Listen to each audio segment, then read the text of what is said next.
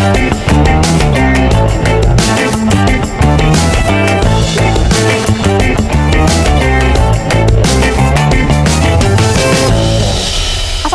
warahmatullahi wabarakatuh. Shalom Om Swastiastu, Namo Buddhaya, salam kebajikan. Halo Sobat Sawit, kali ini Sawit Setara sedang berada di Pondok Pesantren. Kita akan membahas mengenai pembibitan sawit. Let's go.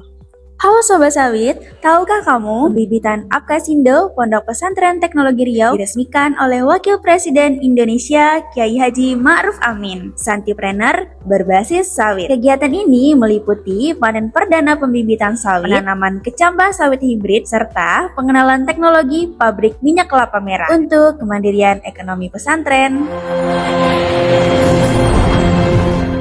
Sebelum itu, izinkan saya memperkenalkan diri. Nama saya Rima Sitasania, bisa dipanggil Miss Pal. Oke, langsung saja Sobat Sawit. Nah, saat ini saya sedang bersama Bapak Nopal Saragih, Iya, SP. betul. Sebagai apa Bapak? Saya di pembibitan Pasir Putih ini mencakup sebagai asisten pembibitan. Kali ini kita benar-benar berbicara dan berdiskusi dengan expertnya langsung. Iya. Ya. Awal mulanya kenapa bisa terjun ke pembibitan sawit? Terjunnya ke bibitan ini karena bibit-bibit yang saya pernah temui di kampung itu kayaknya nggak maksimal gitu. Dari pengalaman Bapak yang juga jurusannya di pertanian ya Pak? Iya, ya? pertanian. Apa nih Pak tantangan terbesar pembibitan sawit yang mungkin sering disalahpahami? Yang mereka sering tanyakan atau tantangan kita dari banyak petani yang membeli di sini, yang mereka yang tentu tanyakan pertama, ini jelas apa enggak? Bibitnya dari mana asal-usulnya? Ya disitulah keraguan mereka kita jawab dan kita buka edukasi untuk para petani tadi. Salah satu tujuan dari kita melakukan podcast ini supaya Sobat Sawit di luar sana bisa tahu ya Pak ya, bagaimana membedakan bibit unggul, bibit yang berkualitas. Bagaimana nih Pak proses utama dalam pembibitan sawit di sini dari benih sampai dengan tahap penanaman?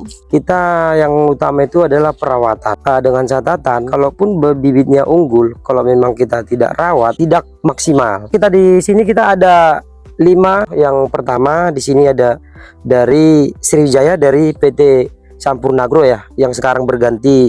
Baru yang kedua ada Damimas dari Sinarmas. Baru yang ketiga ada Topas dari PT Asianagri. Ada juga dari PPKS. Baru satu lagi ada dari FR Please Resort.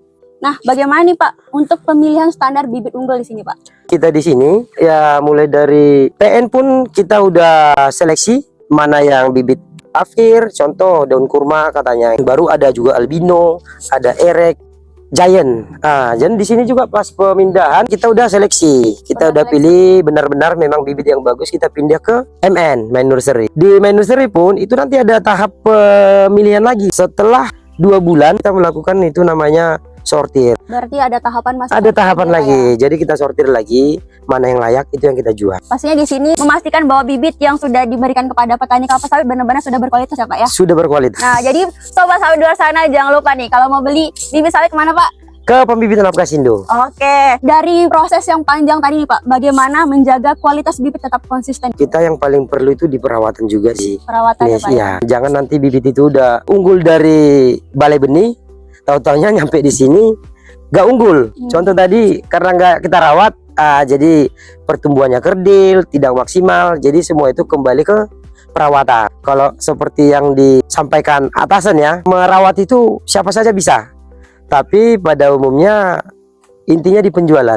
Tapi karena kita pembibitan Apkasindo, kebutuhan bibit itu yang dari luar atau pemesanan itu terlalu tinggi. Kita mengupayakan di tahun ini terbuka 1 juta bibit. Untuk sampai sekarang tersedia 650.000 batang. Kita sudah berada di 4 lokasi. Pertama yang inilah kita di sini Pasir Putih. Lokasi kedua ada di Kota Batak. Lokasi ketiga ada di Mamugo, Dumai. Lokasi keempat yang di bulan 8 kemarin baru kita pembukaan dengan kapasitas 150.000 batang per tahun ada di Ukui. Itulah upaya kita pembibitan Apkasindo untuk memenuhi kebutuhan yang dari konsumen tadi atau petani. Berarti peminatnya banyak banget nih Pak ya? Betul, banyak. Kira-kira bagaimana nih Pak peranan dari proses pembibitan di sini untuk menjaga kualitas tanah dan ramah lingkungan? Kita di sini untuk tanah, untuk itu kita untuk polybag kita pesan dari luar supaya tanah yang di lapangan tadi tidak kita campurkan ke dalam polybag. Kira-kira apa nih Pak peran pembibitan dalam mendukung sawit berkelanjutan? Sangat berperan penting. Pertama kita buka di sini,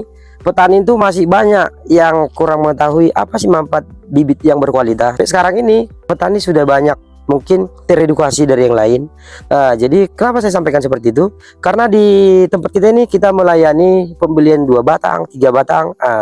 Jadi waktu kemarin waktu kita juga buka, mereka masih menanyakan apa sih keunggulannya. Jadi di samping itu kita pernah bercerita atau kita selalu sharing sama pembeli atau petani swadaya, jika menanam benih yang unggul kita akan mendapatkan hasil yang maksimal dengan lahan yang minimal. Berarti memang peranan bibit unggulnya sangat-sangat berperan ya Pak ya? Sangat berperan bagi petani.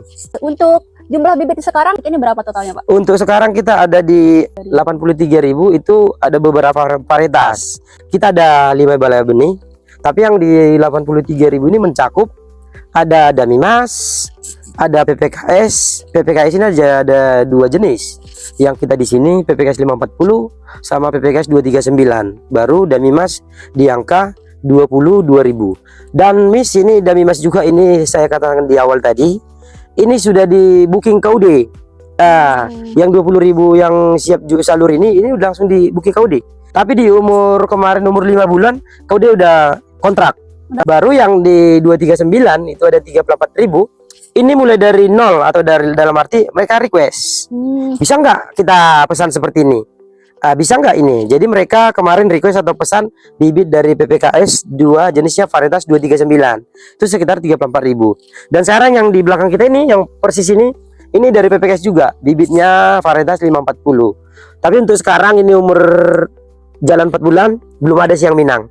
Tapi mudah-mudahan dengan beberapa tahun terakhir ini, 2 atau 3 bulan lagi mungkin udah ada yang Minang. Sobat sawit di belakang ready nih untuk bibitnya, boleh nih Sobat sawit di luar sana untuk pemesanannya Pak. Ya. Ke Pak Nopal. Bisa juga di Pasir Putih kilometer 20. Kilometer 20. Banyaknya nih peminat di luar sana mengenai bibit sawit di sini. Apa nih Pak yang membedakan pembibitan ini dengan lain? Kalau itu sih Miss, itu yang bedakan saya rasa di legalnya. Penangkar itu ada juga yang tidak mempunyai izin, dan di samping itu ya itulah perbedaan kita dari petani yang lain. Salah satunya ada juga beberapa contoh, kita di sini menggunakan dari awal di PN sampai di MN bahan atau yang kita aplikasikan itu namanya untuk mengurangi atau mengantisipasi yang namanya Ganoderma tadi. Kita mengetahui jika lahan atau kebun sawit itu yang udah ditumbang atau di peremajaan gitu kan, pada umumnya banyak timbul Ganoderma. Jadi perbedaannya dari pembibitan atau penangkar lain, di sini kita dari dini udah kita memberikan atau mengaplikasikan bahan tersebut supaya terhindar dari penyakit Ganoderma tadi. Itu sih yang paling dominan yang tidak kita jumpai di penangkar lain. Untuk saat ini cakupan distribusi bibit udah sampai ke sektor mana aja nih Pak? Kita akan buka mulai dari awal tahun 2021. Mulai dari 2021 sampai saat ini kita udah pernah ngirim distribusikan bibit kita paling jauh ke arah Palembang, Lampung, Mesuji udah pernah juga. Baru ke arah Sabang sana kita bahkan pernah ngirim ke Aceh, Melabo. Udah di luar Riau ya Pak? Udah ya? di luar Riau ya, betul. Ya semoga bisa seluruh Indonesia nih Pak penyebaran bibitnya ya Pak ya. Iya mudah-mudahan. Karena di saat ini juga membuka atau kerjasama dengan pihak lain yang akan kita buka nanti penangkar di Palembang, Sumsel, mudah-mudahan. Jadi ada nggak nih Pak feedback yang dirasakan oleh petani nih setelah menggunakan bibit di sini? Kalau feedback yang dirasakan petani sampai sejauh ini sih banyak sih, Miss. Misalkan petani kecil atau petani swadaya, mereka datang ke sini beli bibit atau nanya bibit, dan di sini juga kita tidak sekedar jual beli, dalam arti ya kamu beli ya kita kasih gitu kan. Ya di sini enggak, saya sendiri ya di sini kita tanya-tanya dulu lahannya bagaimana, karena macam-macam bibit ini ada ini jagoannya. Contoh ada jagoan di gambut, ada jagoan di bukit, ada jagoan di rawa, ada jagoan di berpasir gitu kan. Jadi ketika datang petani membeli bibit, kita kasih edukasi lagi bagaimana ini segala macam ini. Oh iya saya belum nggak pernah, saya butuh ini. Jadi dalam feedback yang didapatnya petani sawit tadi, kita sampai sejauh ini ya Miss, petani itu ada beberapa petani yang sering calling kita, Pak, kebun saya kemarin seperti ini bibit saya udah 1,5 tahun atau 1 tahun sudah berdompet katanya gitu. Ya luar biasa itu. Jadi sampai sekarang kita komunikasian terhadap petani yang pernah membeli bibit di kita. Nah secara tidak langsung berarti itu berpengaruh terhadap ekonomi dan produktivitas petani kan Pak? Iya, mereka sangat senang karena adanya tadi bibit unggul ini. Mereka bisa panen katanya di angka 2,5 tahun sudah panen. Sudah panen. Iya, sudah panen. Yang sebelumnya mereka yang nanam bibit, dalam kita katakan bibit yang tak jelas, ya kan? Nah, bibit yang tak jelas, mereka kadang wow, kok cepat ya gitu ya. Mereka sampai kaget, kok bisa secepat ini. Dalam arti 1 tahun setelah tanam di lahan, kok sudah berdompet gitu ya. Untuk Pak Nopal sendiri, ada pesan nggak nih untuk para petani pemula? Carilah bibit yang bagus, yang memang jelas asal usulnya, supaya nanti kita tidak rugi. Banyak yang mengatakan bibit itu mahal, berapa per batang? Sekian, kita bilang, kok mahal kali ya katanya. Tapi ya kita bisa kita kali-kalikan lah gitu kan, Miss kan. Nah, contoh bibit ini harga sekarang kita 55.000 per pokok. Tapi yang kita beli satu bibit ini 55.000 per pokok, hasilnya sampai berapa tahun? Itu yang nggak disadari masyarakat. Mengatakan bibit sawit itu kok mahal gitu kan. Sebenarnya masyarakat tidak memahami sampai berapa tahun sih. Apalagi kalau bibit unggul 25 tahun bahkan lebih itu bisa. Contoh kalau bibit yang lain kan cuman kayak jagung cuman berapa bulan ya gitu. Itu sih, belilah bibit yang bagus dan bersertifikat. Bisa hubungi Pak Nopal. Iya, bisa. Apa harapan Pak Nopal ke depannya nih terhadap sawit berkelanjutan?